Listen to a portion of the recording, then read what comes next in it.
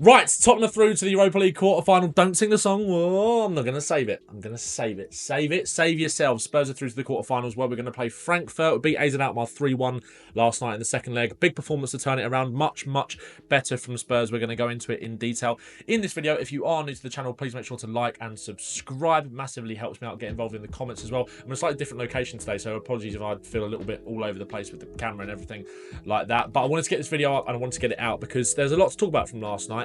Really happy with some of the performances. Wilson Odobert we're going to be talking about in detail. Obviously, the man of the moment, the man who scored the brace last night, the kid who scored the brace last night. I think Spurs have become the first ever team in European competition history, was it last night, or Europa League competition history, to have 5 under-21 goal scorers in the same season, which is obviously incredible. He was part of that first goal for the club last night. We're going to be talking about Micky van der Ven and Cristian Romero, the impact they had obviously on their return, their first starts together since the Chelsea game. And we're also going to be talking about Bergvall, who I think probably once again was the star of the show for Tottenham last night. He's just getting better and better week in, week out. Also the performances of James Maddison and Son Heung-Min as well. We're going to be talking about, we're going through the goals and we're going through a lot of other bits as well with the players. Again, thanks very much to JLA, James Alcott, for the use of the tactics board as well and his software that we've got to go with here. This is obviously how Spurs set up.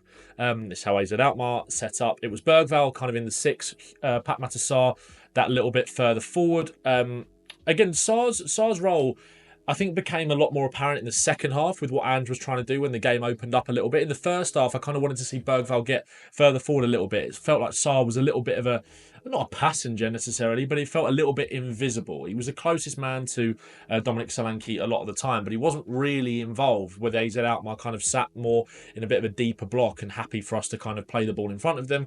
Obviously, we were able to open up with our pressing, which is a game changer, obviously, when everything starts to click back together. And that was what I think we saw last night with Tottenham. You can see here the momentum that we had, the sort of push, the pressure, the sustained pressure we had on them throughout the game, on and off the ball as well. Obviously, mainly on the ball, taking the game to them constantly. But our pressing was a lot better last night, and it just felt like the thing is with Angeball, and I know like I've kind of given the vibe to you guys that I'm starting to doubt Ange and starting to kind of lose a little bit of faith and belief, and that is true. Last night was much more like it. That was Angeball, and we saw that in the third goal. Again, it wasn't perfect. It wasn't perfect at all, but it just shows you how key some of these components are to this team. Dom Solanke, Cristian Romero, and Micky van der Ven, I think especially with what they bring. Their game is all about the core principles of what Ange Postecoglou wants to do. They're probably his 3 most important players. Everything around that, obviously you've got a lot of important players in here as well, but you can have more interchange, I think. But these 3, that's the core of your team and the core of the principles of what the manager wants to do.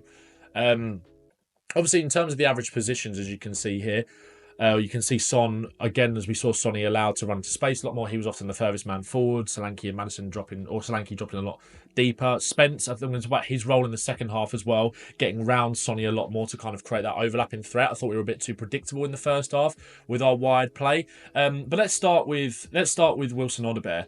Let's start with the first goal actually that he scored. Again, good pressing from Tottenham.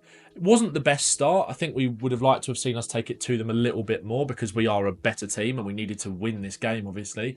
But it wasn't bad. We were patient, and Ange said this after the game in the interview. We stuck to what we wanted to do. We stuck to the game plan. We stuck to our beliefs, and that's what got us over the line.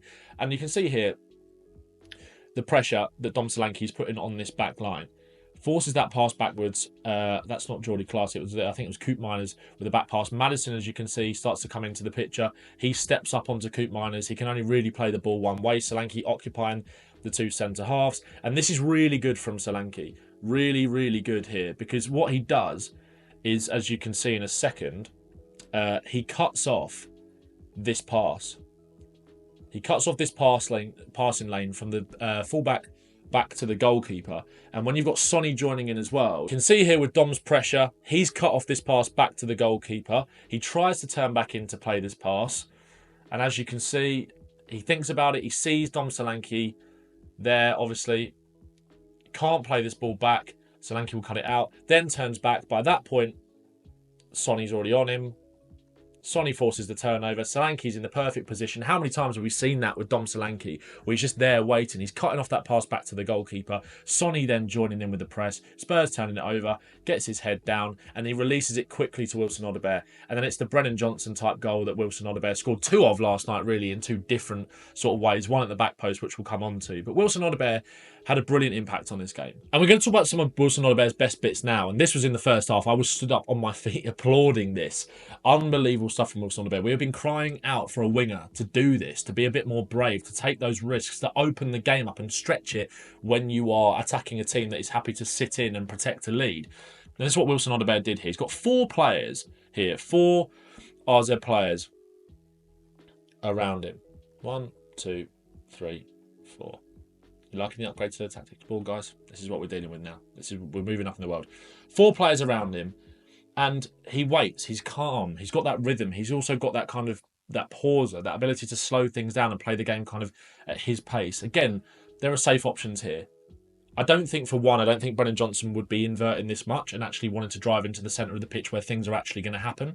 And that's how you're going to affect the game playing against these teams, because you want to move them from side to side and pull them out of shape a little bit. And that's what Odobert did here with his kind of unpredictability. He could just play maybe a ball here back to Lucas Bergvall potentially, or sorry, the other way around.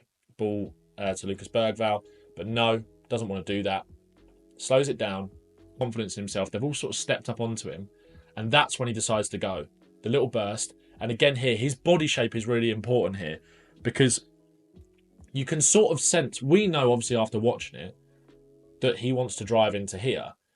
But where he opens up his body, he could either again be trying to go back, he could play this ball back into Lucas Bergvall, but we know the space that he wants to run into. And because he's sort of a bit more side on there, he's kind of protecting the ball.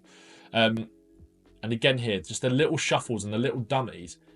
Again here, absolutely has this defender or this midfielder on skates. Look at the angle that he's opened up for himself now. And now you're thinking he might play this ball into James Maddison. But no, again, he wants to drive. He wants to be brave and go. And he's taken basically all 4 of them out of the game. Classy then comes in. He gets past him. And then another one wants to swipe. But again, he's confident to take on his man. A little just chip away from him. And look what this has opened up for Spurs. Look at what it's opened up. Ball out to Sonny. And again, you see Sarr at the back post. You see Solanke in the middle. If he plays that ball a little bit more, maybe in front of Son to kind of open up this angle, plays it in for him to run onto, you could have Sonny playing a first-time ball in. He doesn't quite get the pass right, but it still opened up a really nice opportunity for Sonny to go 1v1 versus the fullback. We weren't really able to create many 1v1 situations in that first half. Certainly in the first sort of 20 minutes, 25 minutes before it was 1-0. Because they were kind of sat in a little bit deeper, we couldn't really get the overlaps with Jed Spence. They were sat in. But because Odobert has been brave and taken that kind of gamble, you can isolate Sonny 1v1 versus the fullback, which is what you want, obviously. And again, Odobert goes round him, creates that overlapping situation, which we were just talking about. Little drop of the shoulder. Again, cross doesn't quite work out for him, but he's again there and recycles the ball back to Sonny. We'll come on to some more Odobert stuff in a second. Second goal, again, he is involved in. Really good from Porro, this. Stepping up, winning the ball back, and now Spurs can turn it over and go. And what I like about Odobert is, notice this here, it might be a tiny thing. Might be a tiny thing with him. But he's taking the ball quite a lot of the time on his weak foot to dribble. If you see here, he's taking that on his left foot. And that means that whether you're running in space or whether you're running up against the fullback directly, you're far less predictable. You know, you can go both ways. You can kind of jink both ways. He's very comfortable, and that's going to stand him in very good stead, actually, when he's playing on the left-hand side as well, because he can cut in and drive, but he can also quickly change direction to then go round the outside and create cutback opportunities. It just makes him far less predictable. And look, there's a lot of little things that all come together when you've got the right components in the system. These might seem like tiny things, but they do make a big difference. Johnson just doesn't really do that, and he wouldn't really drive inside like this either. Plays the ball into Maddison, who had a brilliant second half, I thought. Maddison plays it out wide, out to Sonny. Again, 1v1 versus the fullback. He's calm, he's composed, doesn't panic, doesn't want to get a shot off, cuts it back to Maddison, and it's an excellent finish. Really good from Spurs. Back to Odobert again then, before we kind of come on to the other goals. This is what I also really like about him here. So we got Romero. Again, we're going to talk about Romero kind of breaking lines a little bit more in the second half shortly, but he spots that gap for Maddison. Maddison rides the tackle. Odobert starts to peel in off the right. You can see him just here. Oh, here. Sorry. You can see him here. we'll get to grips with this and the diagram's a little bit more. Oh, actually, you can't even see that. You can see him here. And what I like about this, again, these might be tiny sort of minor details, but with Brennan Johnson, and this isn't just designed to just kind of dunk on Brennan Johnson in this video, but a lot of the time, Brennan Johnson will just kind of whip this ball into here, just first time, but he checks it. He just gives this cross a little cute, it's just a cuter cross. It doesn't work out for Spurs, but he's trying to find Solanke. He's actually trying to give him an opportunity to maybe score a headed goal rather than just whipping this kind of, obviously we spoke about it at the start of the season about Johnson kind of playing on instinct and that coaching and players just, hoping that someone is always going to be there. But I think Johnson does try that kind of cross too much, where it goes across the face of the goal. But he tries to stand it up, and that variety in crossing is also going to make Spurs far less predictable. And he wants to stand it up because we've got, after all, in Dom Solanke, we have got a striker that is good in the air. Right, and I know it doesn't quite work out. Obviously, it gets headed behind, but again, it's just that unpredictability a little bit. Again, here, Romero, great aggression from him. Odobert, lovely little flick round the corner to Sarr, and then again, Odobert wants to go round him. Really good from him. Picks it up, and again, you see it dribbling on his weak foot, cutting it aside, opening the pitch up.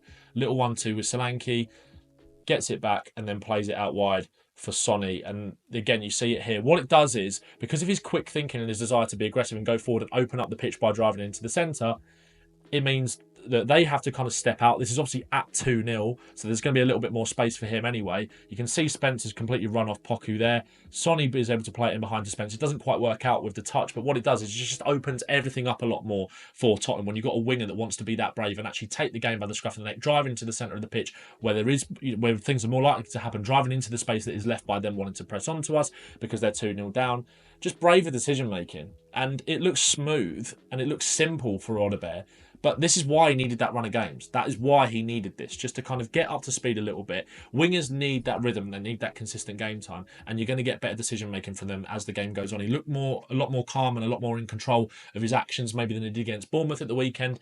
And I think you saw that in evidence in these kind of plays. He was really, really good. Really good, Odobert. Obviously, AZ Alkmaar make it 2-1. Van der Ven, we're going to talk about in a sec. But obviously, Van der Ven comes off by this point. And I think this is where you obviously miss him in these kind of situations. Ball goes down the line to Archie Gray. Parrott is able to get goal side of him. He does actually quite well here, Gray, to sort of hold him up, stand him up. And again, this is something that Wilson Odobert does that I don't think we see enough from Brennan Johnson. He anticipates this. He anticipates this ball, the loose ball. He gets to it. He wants to get there. I don't think we see Brennan Johnson working hard enough defensively. Porro is also going in there to kind of compete for it as well. Spurs working hard, being aggressive, latching onto the loose passes. Really good from Wilson Odobert. But Bergvall here, it might just be a little bit too casual and a little bit overconfident. It might just be that. Or it's just a mix-up and they've got it wrong. But Bergvall will learn from that, 100%. We're going to talk about him as well. But Odobert, it just doesn't quite work out. Odobert can't really get it out of his feet to play it to Gray, and then Spurs play out. And obviously Spurs were taking risks with the ball in the second half. And obviously this kind of fed into their anxiety when you make a mistake like that.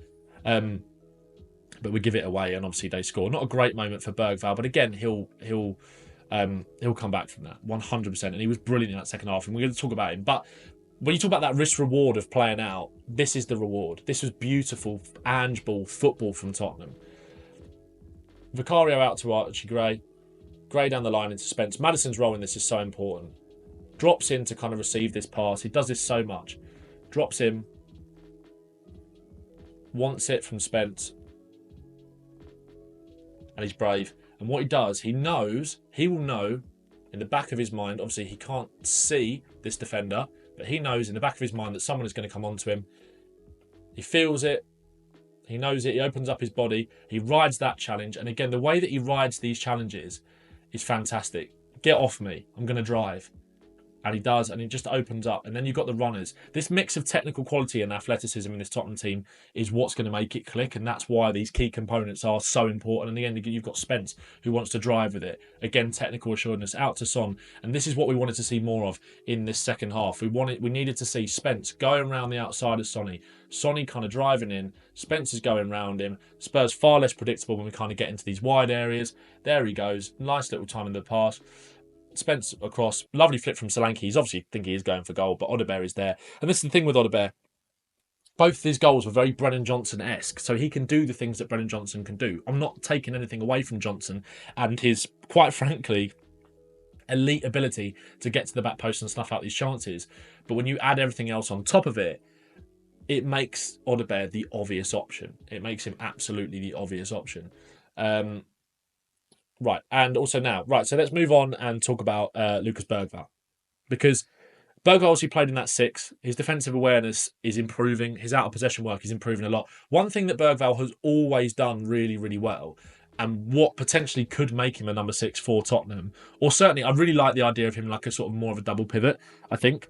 But his defensive awareness is becoming really, really good. And what he's done so well so much is just his anticipation on picking up the loose balls is brilliant. Again, you see it here. He's just like a coiled spring, ready to pounce. Whenever there's a loose pass, he's onto it. And Spurs are away here. Ball out the feet quickly to Son. Doesn't want to hold on to it for too long. Son driving into the penalty area. Obviously, Spurs didn't have as much space to run into in that first half as the second half, but that's why being aggressive out of possession is obviously super important. And we're going to talk about that with Romero and Van der Ven, obviously, as well, to just mop up these loose kind of balls, because then you've got the space to attack. You can then turn the ball over. Sonny holds it up. And again, Bergvall here, what he does, he doesn't sit back. He gets back involved with the play, gets up the pitch, that athleticism and mix of technical quality. And I think he kind of, him and maybe Van der Ven, obviously with that kind of that physicality and that engine that he's got and the physical freak that he is, maybe exuberates that more than anybody in the squad. But I think Bergvall probably does it the most because of the technical quality that he's got and that engine, that tank that he's got to just get back up the pitch. And again, he backs himself to have a shot. I don't think Bentancur or Basuma would do that again. So it makes you, makes you less predictable. It makes you less hard to play against when you've got a so-called number 6 wanting to join in with the attack, and he's got quality in the final third, whether he does decide to cross or shoot from here. If he decides to shoot, it goes over the bar. But there was a minute in the second half where Bergvall just turned into, and he got better as the game went on. And one thing I really liked, I actually posted a TikTok about this morning. Go and watch it. Go and follow me on TikTok. The kind of main point of the video was how on earth did we get a talent like this for £8.5 million? But the image that I used at the start of the TikTok video was Bergvall kind of leading that team talk at half time when the guys came back out on the pitch. I'm sure he wasn't the only one with anything to say, but there was a real leader. He took the reins in that second half. He absolutely did. In the first half, I think I wanted to see him get further forward a little bit more. Like I said, a little bit more confused by Sarr's role. But I think we started to see a lot more rotation and fluidity in the second half with that midfield. And obviously, you saw that with the third goal. And we're going to talk about it a little bit more as well when we get on to Romero and Van der Ven. But we saw Bergvall just turn into this. I say turn into this unbelievable player. He's already an unbelievable player. But again here, picks up on the loose ball. Classy, Bergvall there. Classy comes onto him. Do you remember, this really reminded me of Bentancur at home against Liverpool when he jinked in and out and got out of trouble and drove Spurs up the pitch. Rides one tackle, rides another tackle, knocks it round him, and the engine on this kid is unbelievable. You talk about the exuberance of youth, but like this kid is just phenomenal physically. Plays out to Odobert, and again, what he does really well for Odobert here is he makes this kind of underlapping run, which means that Odobert can drive inside. And Odobert does that. What then happens is Spurs then keep possession. It works itself out for a crossing opportunity for Porro. You really want to get Porro in these kind of situations a lot, especially as you're kind of, Spurs are 2-0 up by this point. Actually, was it 1-0 or 2-0 by this point? I think it's 2-0 by this point. It was just after the goal, I think. And obviously when you're trying to kill that game off, Porro is just dynamite from these crossing positions. It does get headed away, but who is it picking up the loose ball again? And the technical quality on this pass, first time, to just play it out to Son, to be able to sustain that pressure. And that is what it's all about, sustaining pressure. Having someone that can hoover up the loose balls, but also has got the technical quality and the presence of mind on the ball to make the right decision. That's what Bergvall gives you. And again here, when you're talking about mopping things up, Sonny chasing Poku down the line. Poku, by the way, I think, and we're going to talk about him in a sec, he's going to be a top player. Bergvall out there working hard with Son defensively. What does he do? Shields it, little backheel pass to Sonny. It's just absolutely fantastic. He's just kind of just showing off by this point. Back out to Sonny. Let's talk about Van der Ven then. Bergvall was just fantastic. Like I said, with the mistake, he's gonna learn from that. It's par for the course with these youngsters. It was just probably a little bit of over exuberance and just the wrong decision in that moment. And it says a lot about Bergvall's character that he was the sole reason, or not the sole reason, but he was a big part in both goals that AZ Alkmaar scored in over the two legs. But he was arguably head and shoulders above any other Tottenham player across both games. Just shows you how good this kid is. Micky Van der Ven then. So Spurs in that first half, you can see AZ Alkmaar very compact in their setup. hard to break down. Spurs having to move the ball from side to side. Spence coming into these wide positions. The fullback out here on Son, kind of doing a job by marking him. So you need to move the ball side to side. The ball goes back to Van de Ven, back to Romero. And this is what Van de Ven gives you. This is what these two give you. Romero is excellent, obviously, at breaking the lines, which we're going to come on and talk about.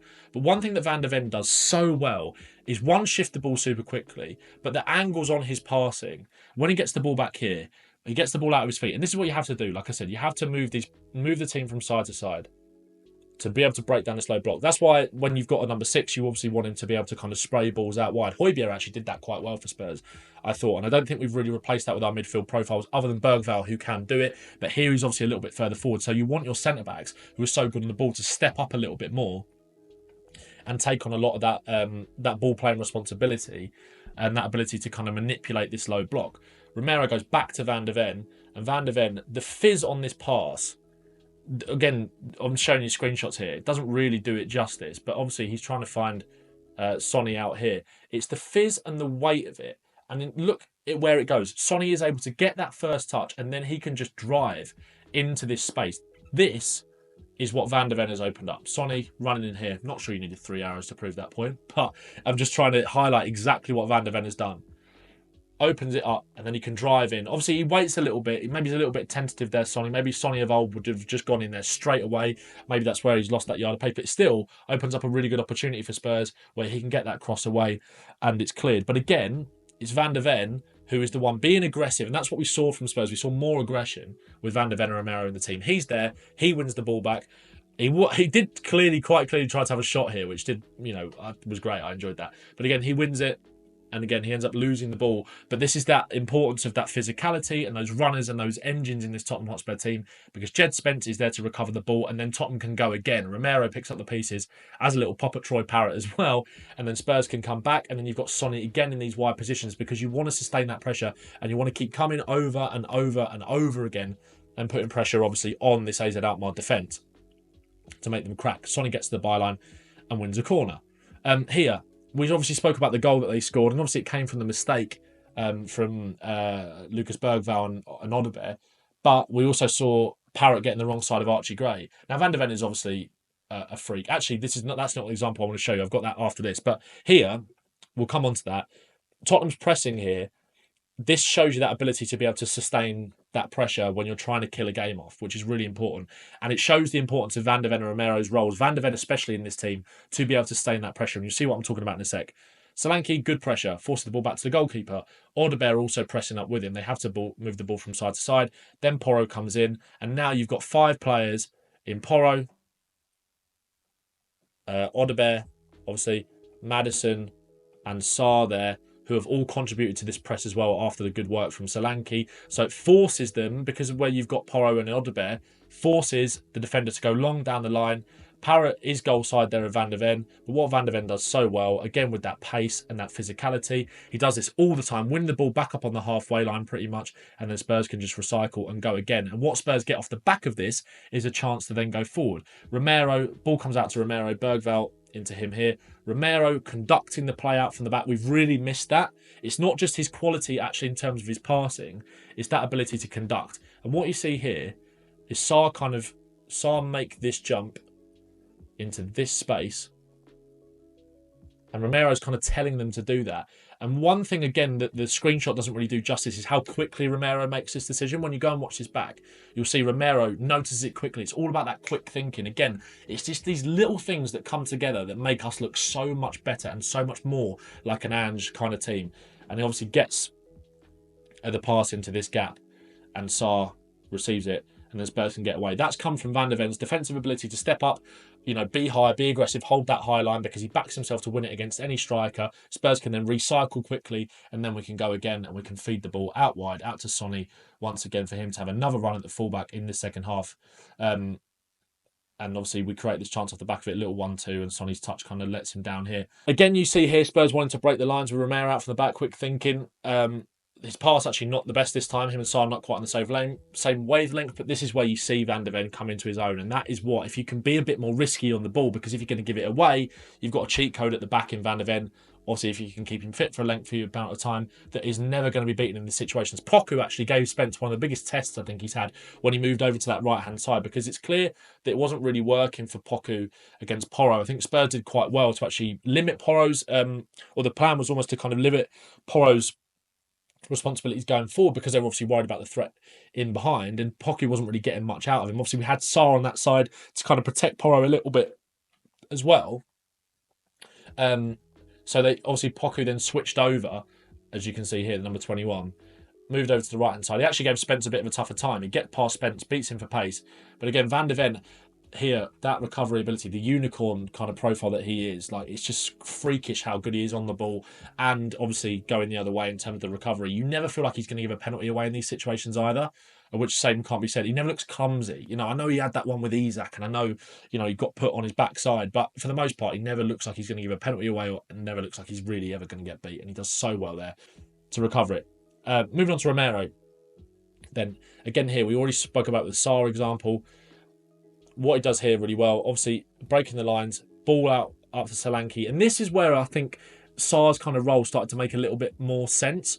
Because if the game opens up a little bit more and you want Solanke to come that little bit deeper, obviously like we saw, you've got a runner that is kind of playing off him a bit more as that kind of second striker really at times in Sarr. Like, what it does is Solanke can drag that defence out, move the centre back up with him. If Romero can pick that pass quickly, Solanke with a little layoff, and it doesn't quite work out this time, it gets hoovered up. But again, Sarr will be the one kind of driving into that space. Doesn't quite work that time, but again, Romero here, same pass, opens it up for Solanke, same sort of thing. Solanke plays it off to Maddison. He can then spin in behind. Spurs can then work the ball out. Look at the space that Son is in as well over here. That's what this kind of quick thinking out from the back can do. That's what it can do. That's what that smart decision making, quality ability to pass and break the lines can do. It just makes everything kind of come together that little bit more, especially when the game is more open. Obviously, it benefits you a lot when the game isn't open, because you've got someone who's going to be a bit more risky in possession, and you've got two centre backs that are going to actually be able to manipulate a low block.